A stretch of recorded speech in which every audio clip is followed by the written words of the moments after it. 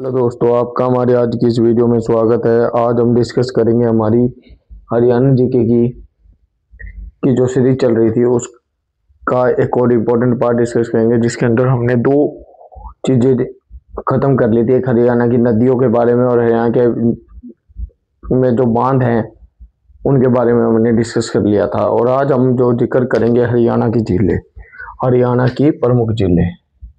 किसके बारे में बात करेंगे? हरियाणा की प्रमुख झीलें, यानी कि हरियाणा की कौन कौन सी प्रमुख झील है उसके बारे में आज हम डिस्कस करेंगे। तो सबसे पहले हरियाणा की जो प्रमुख झील है उनके बारे में हम जिक्र यहाँ पे करते हैं। तो सबसे पहले जो इससे रिलेटेड क्वेश्चन है वो देखते हैं।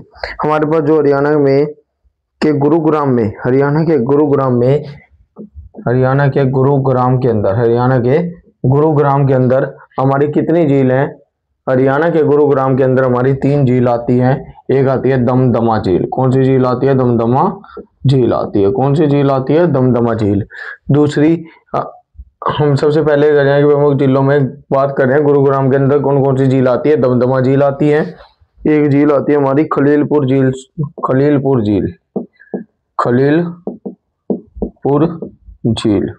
कौन सी झील आती है हमारी?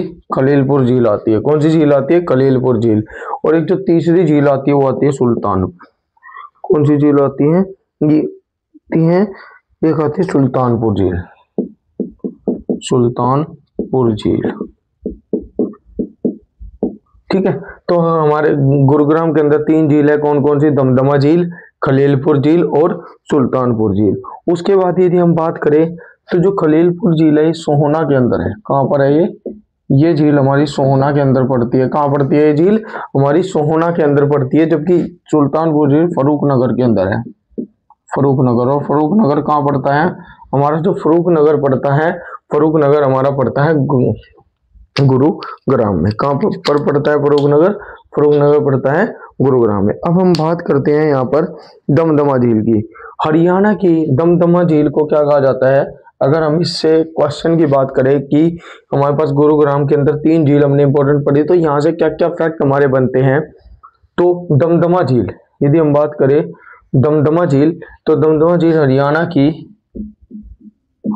की प्राकृतिक झील है। हरियाणा की सबसे बड़ी प्राकृतिक झील है। हरियाणा की सबसे बड़ी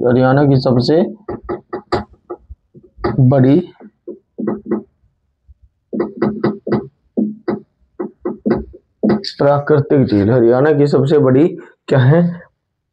प्राकृतिक झील ये कही जाती है। हरियाणा की सबसे बड़ी क्या कही जाती है?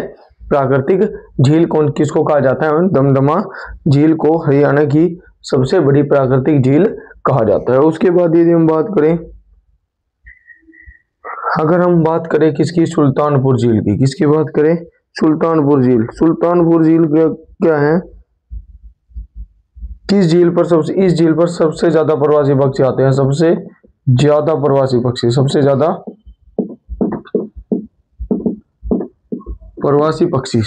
प्रवासी पक्षी किस झील पर आते हैं? सबसे ज्यादा प्रवासी पक्षी आते हैं हमारे सुल्तानपुर झील पर। और सुल्तानपुर झील कहाँ है? फरूखनगर गुरुग्राम में। सबसे ज्यादा प्रवासी पक्षी भी कहाँ पर आएंगे? हमारे सुल्तानपुर झील पर आएंगे। और ये कितने एकड़ में फैली हुई है? 352 एकड़। कितने में फैली हुई है ये? 352 एकड़ में फैली हुई है। और इसका जो कुल क्षेत्रफल है वो कितना है? 1.43 वर्ग किलोमीटर। 1.43 वर्ग किलोमीटर इसका क्षेत्रफल है हमारे पास। 1.43 वर्ग किलोमीटर इसका क्या है? क्षेत्रफल। तो हमने बात की हरियाणा की प्रमुख झीलों में, सबसे पहले हमने बात की दमदमा झील। दमदमा झील हरियाणा की सबसे बड़ी प्राकृतिक झील कही जाती है। खलीलपुर झील गुरुग्राम में पड़ती है। खलीलपुर कहाँ पड़ती है? गुरुग्राम के सोहना के अंदर पड़ती है। सुल्तानपुर झील गुरुग्राम के फरूखनगर में पड़ती है। और सबसे ज्यादा पक्षी इस सुल्तानपुर झील पर ही आते हैं। कौन से पक्षी? प्रवासी। और प्रवासी पक्षी में भी साइबेरियन सारस।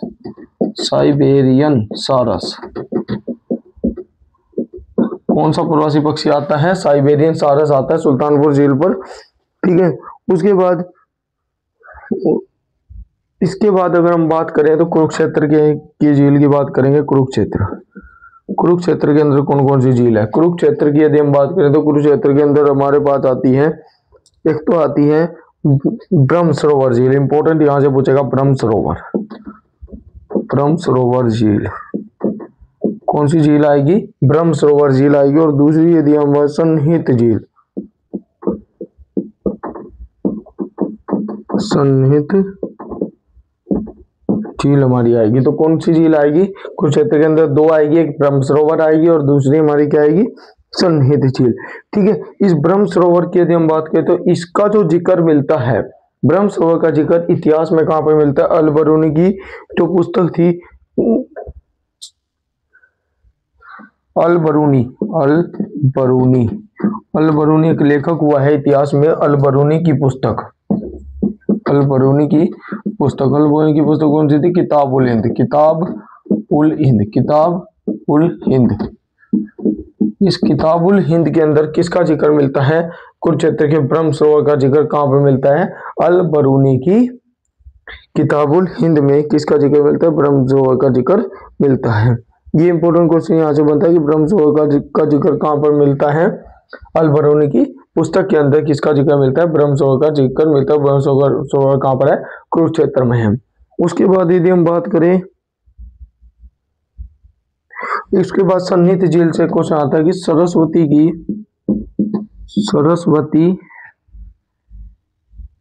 7 नदियां, सरस्वती की 7 नदियां, सरस्वती की 7 नदियां, नदियों का मिलन स्थल किसे कहा जाता है? मिलन स्थल माना जाता है। यानी कि सरस्वती नदी से जो 7 धाराएं निकलती थी, ये कह सकते हैं सरस्वती की 7 नदियां जो थी, उन 7 नदियों का मिलन स्थल किसको का माना जाता है? कुरुक्षेत्र के सन्निहित झील को माना जाता है।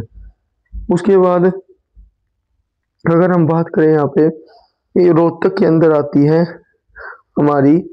इसके बाद कुरुक्षेत्र के अंदर यही 2 झील है जहां से आपको एक क्वेश्चन इंपॉर्टेंट मिलेगा कि ब्रह्म सरोवर झील अल बरूनी की पुस्तक में इसका जिक्र अल बरूनी की कौन सी पुस्तक के अंदर है? किताब उल हिंद के अंदर है। दूसरी बात यदि हम बात करें सन्निहित झील, सरस्वती की 7 नदियां, सरस्वती की 7 नदियों का जो जिक्र मिलता है वो कहाँ मिलता है?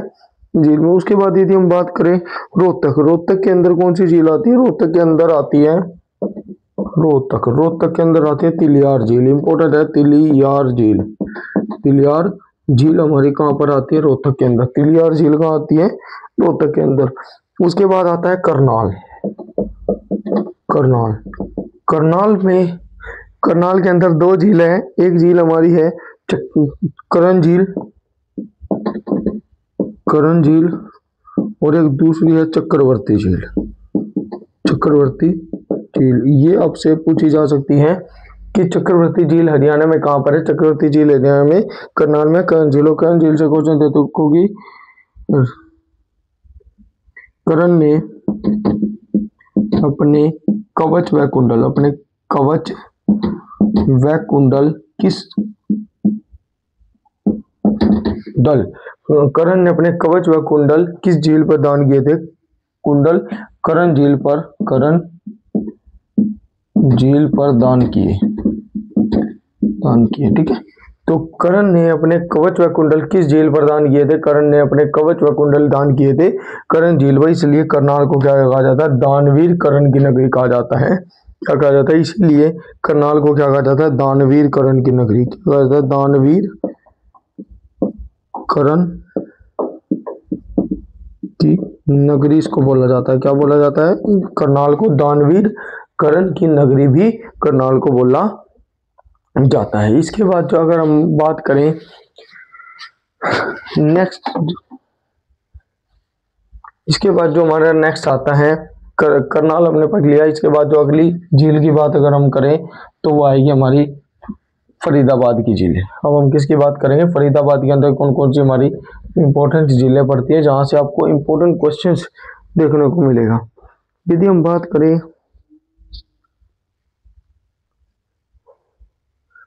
फरीदाबाद, यदि हम बात करें यहाँ पे फरीदाबाद के अंदर कौन सी झील है? सबसे पहले बड़खल झील, और एक है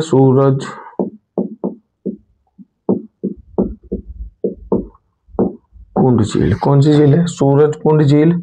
और एक झील हमारी आती है बड़खल झील। बड़खल झील से क्वेश्चन आता है कि सिंचाई, देखो बड़खल झील पे क्वेश्चन आता है कि बाढ़ की समस्या व सिंचाई व बाढ़ की समस्या व मिट्टी कटाव को व भूमि कटाव को रोकने के लिए कटाव को रोकने के लिए देखो बड़खल झील कहाँ है? फरीदाबाद में। आपसे पहला क्वेश्चन यही पूछेगा कि हरियाणा के अंदर बड़खल झील कहाँ है? फरीदाबाद में। दूसरा क्वेश्चन आपसे ये पूछा जा सकता है कि बाढ़ की समस्या और भूमि कटाव को रोकने के लिए सिंचाई विभाग द्वारा किसका निर्माण करवाया गया? सिंचाई विभाग द्वारा इसका निर्माण करवाया गया, सिंचाई विभाग द्वारा। क्योंकि जो सिंचाई विभाग था उस सिंचाई विभाग ने बाढ़ की समस्या को खत्म करने के लिए और भूमि के कटाव को रोकने के लिए किस झील का निर्माण करवाया?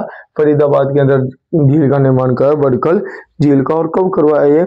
1947 में। कब करवाया? 1947 में। कब करवाया? 1947 के अंदर ये निर्माण करवाया। ठीक है। उसके बाद है ये कितने एकड़ में फैली हुई है? यदि आपसे क्वेश्चन पूछे 206 एकड़ में फैली हुई है। कितने एकड़ में फैली हुई है? 206 एकड़ के अंदर ये फैली हुई है। तो हमारे पास जो बड़खल झील है वो कितने एकड़ में फैली हुई है? बड़खल झील हमारी 206 एकड़ के अंदर फैली हुई है। अगर हम बात करें सूरजकुंड झील की, सूरजकुंड झील का निर्माण किसने कराया था? अगर हम बात करें सूरजकुंड झील का निर्माण करा था सूरजमल तोमर ने। किसने करवाया था? सूरजमल तोमर। ये एक शासक होता था सूरजमल तोमर, जिसने किसका निर्माण करवाया था? तोमर वंश का शासक होता है सूरजमल तोमर, जिसने सूरजकुंड झील का क्या करवाया था? निर्माण करवाया था। और कब करवाया था? 10वीं शताब्दी में। कब करवाया था? 10वीं शताब्दी में करवाया था। 10वीं शताब्दी में करवाया था। ठीक है। अब एक फरीदाबाद से क्वेश्चन आता है। फरीदाबाद में सूरजमल तोमर ने सूरजकुंड झील का निर्माण करवाया। आपसे डायरेक्ट क्वेश्चन ये भी पूछेगा कि फरीदाबाद के अंदर सूरजकुंड झील कहाँ पर है? फरीदाबाद में है। ठीक है। इसका निर्माण किसने करवाया था? ये क्वेश्चन आपसे पूछा जा सकता है। तो वो कौन था? सूरजमल तोमर। कब करवाया था? 10वीं शताब्दी में करवाया था। उसके बाद यदि हम यहाँ से बात करें, अगर हम बात करें, एक क्वेश्चन आता है यहाँ पे कि राज्य की किस झील को खूनी झील के नाम से जाना जाता है? फरीदाबाद के अंदर एक झील पड़ती है जिसका नाम है बड़वाड़ी झील। कौन सी झील है? बड़वाड़ी झील। फरीदाबाद के अंदर एक झील पड़ती है, फरीदाबाद के अंदर एक झील पड़ती है जिसका नाम है बड़वाड़ी झील। इसको खूनी झील के नाम से खूनी झील के नाम से जो खूनी झील के नाम से जाना जाता है, नाम से। इसको किसके नाम से जाना जाता है? खूनी झील। कौन सी झील? बड़वाड़ी झील। बड़वाड़ी झील कहाँ पर है? फरीदाबाद के अंदर। कहाँ पर है? फरीदाबाद के अंदर। कौन सी झील हमारी पड़ती है? फरीदाबाद के अंदर जो हमारी झील पड़ती है उसका नाम है बड़वाड़ी झील। और जो हमारी बड़वाड़ी झील है उस बड़वाड़ी झील को क्या कहा जाता है? बड़वाड़ी झील को खूनी झील के नाम से जाना जाता है। एक क्वेश्चन यहाँ से बड़खल झील से और लिख लो। ये हमारे पास यहाँ पे फरीदाबाद की सूरजकुंड झील का क्वेश्चन था। यहाँ पे एक क्वेश्चन और आया फरीदाबाद से जिसका नाम है कि खूनी झील के नाम से किसको जाना जाता है? बड़वाड़ी झील को जाना जाता है। इसके बाद और क्वेश्चन हम फरीदाबाद के अंदर जो झीलें हैं उनसे पढ़ने की कोशिश करते हैं। देखो एक क्वेश्चन आता है बड़खल झील से, हमने क्या क्या पढ़ लिया? बड़खल झील से पढ़ लिया कि बड़खल झील कहाँ पर है? फरीदाबाद में है। बाढ़ की समस्या भूमि कटाव को रोकने के लिए कौन सी झील बनवाई गई? बड़खल झील बनवाई गई। कितने एकड़ में है? 206 एकड़ में। क्वेश्चन आता है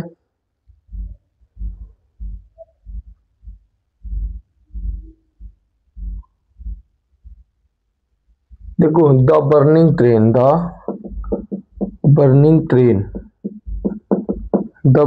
ट्रेन फिल्म के गाने की शूटिंग। ये भी क्वेश्चन अगर पेपर को थोड़ा सा डिफिकल्ट बनाना है तो इस तरह के क्वेश्चन पूछे जा सकते हैं कि द बर्निंग ट्रेन फिल्म के गाने की शूटिंग किस झील पर हुई? किस झील पर हुई? तो यहाँ से ये क्वेश्चन भी बन सकता है। तो ये भी आंसर आएगा हमारा बड़खल झील। बड़खल झील के ऊपर कौन से गाने की शूटिंग हुई थी? ये गाना था the burning train. The burning train जो हमारा गाना था, उस burning train film, sorry the burning train film का गाना था, उस गाने की शूटिंग कहाँ पर होती है? हमारी बड़खल झील पर होती है। उसके बाद यहाँ से अगर हम बात करें, ये हमारी कहानी क्या है, फरीदाबाद से रिलेटेड जो भी झीलें थी हमने उनसे रिलेटेड क्वेश्चंस को पढ़ लिया। अब इसके बाद अगर हम बात करें आगे की, अगर हम बात करें आगे की झीलों की, तो हम सबसे पहले बात करते हैं पंचकुला के अंदर। पंचकुला के अंदर कौन सी झील है? पंचकुला के अंदर है टिक्कर ताल झील। कौन सी है? टिक्कर ताल। कौन सी है? टिक्कर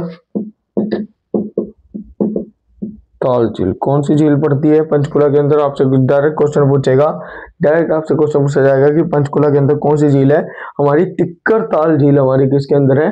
पंचकुला के अंदर कौन सी झील है? टिक्कर ताल झील। फिर उसके बाद अगर हम बात करें जींद के अंदर, जींद के अंदर यदि हम बात करें, जींद में है बुलबुल झील। कौन सी है? बुलबुल झील। जिन झील को का सिर्फ नाम लिखवाया जा रहा है, उन झील का सिर्फ नाम ही इंपॉर्टेंट है, और जिनके आपको फैक्ट लिखवाए जा रहे हैं उनके फैक्ट भी इंपॉर्टेंट है, और साथ साथ ये भी पूछ सकता है वहां से कि यह झील कहाँ पर है, उसके जो जो फैक्ट लिखवाए गए हैं इनसे भी आपसे क्वेश्चन पूछा जाएगा। और जिनके नहीं लिखवाए जा रहे उनके फैक्ट इंपॉर्टेंट नहीं है, उनके सिर्फ आप नाम और जिला याद रख सकते हो कि किस जिले के अंदर वह है। उसके बाद यदि हम बात करें ब्लू बर्ड झील, ब्लू बर्ड झील। ब्लू बर्ड झील कहाँ है? हिसार में। ब्लू बर्ड झील कहाँ है? हिसार में। और ये एक पर्यटन स्थल भी है। ये क्या है? पर्यटन स्थल। ब्लू बर्ड हिसार के अंदर क्या है? पर्यटन स्थल भी है। और ये झील कहाँ पर है? हिसार के अंदर पड़ती है ब्लू बर्ड झील। उसके बाद आती है ओट्टू झील। ओट्टू झील कहाँ है? हमारी एक और झील की यदि हम बात करें तो हमारी एक झील है सिरसा के अंदर। कहाँ पर? सिरसा। सिरसा के अंदर कौन सी झील आती है? सिरसा के अंदर आती है ओट्टू झील। कौन सी आती है? ओट्टू झील। ओट्टू झील। यहाँ से क्वेश्चन आपको नदी से बना देगी। कौन सी झील, कौन सी नदी पर ओट्टू बैराज है? कौन सी नदी पर ओट्टू बैराज है? हमारा घग्गर नदी पर है, क्योंकि घग्गर नदी सिरसा के ऊपर, सिरसा से बहती है, और वहां पर घग्गर नदी के ऊपर एक ओट्टू बैराज है। इस झील को दूसरा नाम कहा जाता है धनुर झील। धनुर झील भी इसको नाम दिया जाता है। क्या नाम दिया जाता है इसको? धनुर झील। इस झील को नाम दिया जाता है। उसके बाद यदि हम बात करें, इसका पुराना नाम था, इस ओट्टू झील का पुराना नाम इसको कहा जाता है। क्या कहा जाता है इसको? पुराना नाम कहा जाता है। और जो पुराना नाम था इस झील का वो क्या होता था? धनुर झील। इस झील का पुराना नाम हुआ करता था। उसके बाद यदि हम बात करें,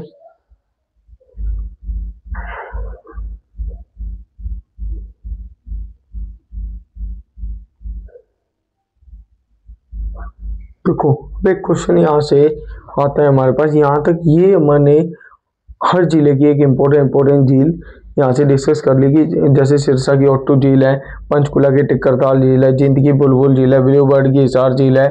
ठीक है। उसके बाद हमने फरीदाबाद की बड़खल झील पढ़ी, जिसमें एक दो क्वेश्चन और पढ़े। एक क्वेश्चन और अगर मैं बड़खल झील से लिखवाना चाहूँ तो एक क्वेश्चन और आपका बड़खल झील से लिख लो। बड़खल झील। बड़खल झील से हमारा एक क्वेश्चन और है। क्या क्वेश्चन बनता है कि ये क्वेश्चन हमारा बड़खल झील से एक और है जो इंपॉर्टेंट है कि यहाँ पर एक फ्लावर शो का भी आयोजन किया जाता है। क्या क्या किया जाता है? वसंत ऋतु में फ्लावर शो का आयोजन किस झील पर होता है? वसंत ऋतु में। वसंत ऋतु में फ्लावर शो का आयोजन होता है। कहाँ पर? किसका आयोजन होता है? फ्लावर शो का। कब होता है? बसंत ऋतु में। बसंत ऋतु के अंदर फ्लावर शो का आयोजन होता है। किस झील पर होता है? बड़खल झील। तो बड़खल झील से 3 से 4 क्वेश्चन हमारे इंपॉर्टेंट आए हैं। पहला क्वेश्चन की यही पूछेगा, बड़खल झील कहाँ फरीदाबाद में। दूसरा, बाढ़ की समस्या भूमि कटाव को रोकने के लिए किस झील का निर्माण करवाया गया? बड़खल झील का। कितने एकड़ में है? 206 एकड़ में। बर्निंग ट्रेन फिल्म के गाने की शूटिंग किस झील पर हुई थी? वो भी बड़खल झील पर हुई थी। और बसंत ऋतु में फ्लावर शो का आयोजन कहाँ होता है? बड़खल झील पर। तो 3 से 4 क्वेश्चन यहीं से ही आपसे क्वेश्चन पूछा जाएगा। उसके बाद ये हमने बात की सूरजकुंड झील, जिसका निर्माण कौन करवाया था? सूरजमल तोमर ने करवाया था। बड़वाड़ी झील जो फरीदाबाद के अंदर, इसको खूनी झील कहा जाता है। उसके बाद हमने पढ़ा पंचकुला के अंदर टिक्करताल झील है। बुलबुल झील कहाँ पर है? जींद में। ब्लूबर्ड झील है हिसार में। इसको एक पर्यटन स्थल का दर्जा भी दिया गया है, पर्यटन स्थल भी है। उसके बाद हमें पता सिरसा के अंदर एक धनुष झील या जिसको हम कहते हैं ओट्टू झील, इस झील का नया नाम है ओट्टू झील। और ओट्टू सिरसा के अंदर इस ओट्टू जगह पर एक बैराज भी है। ओट्टू बैराज किस नदी के ऊपर है? घग्गर नदी के ऊपर हमारा क्या है? ओट्टू बैराज है। आई बात समझ में? ये तो आज की वीडियो में इतना ही। झीलों का एक और पार्ट हम लेकर आएंगे जिसके अंदर हम झीलों के मिसलिनियस क्वेश्चंस के ऊपर जिक्र करेंगे कि हमारे पास झीलों से हमारे मिक्स क्वेश्चन क्या क्या बन सकते हैं, कौन सी झील पर क्या क्या चीज है, किसी पर कोई पर्यटन स्थल है या कोई भी इम्पोर्टेंट चीज है, वो हम नेक्स्ट वीडियो में डिस्कस करेंगे। आज हमने सारी की सारे झीलों के बारे में डिस्कस किया। हमने करनाल, कुरुक्षेत्र, पंचकुला, जिंद, सिरसा, फरीदाबाद, गुरुग्राम, इन सभी झीलों का डिस्कस किया। और जो भी इन्हीं झीलों से रिलेटेड जो भी हमारे मिसलेनियस क्वेश्चन बनते होंगे वो हम अगली वीडियो में लेकर आएंगे। और इतना जो भी आपको करवाया जा रहा है अब सफिशिएंट है। झीलों में इससे बाहर एक भी क्वेश्चन आपका नहीं जाएगा। जिस झील का आपको डिटेल में फैक्ट बताया गया है वहां से आपसे डिटेल से क्वेश्चन पेपर में पूछा जा सकता है। जिसका सिर्फ आपको नाम और जिला बताया गया है उसमें से सिर्फ आपसे नाम और जिला ही पूछा जा सकता है।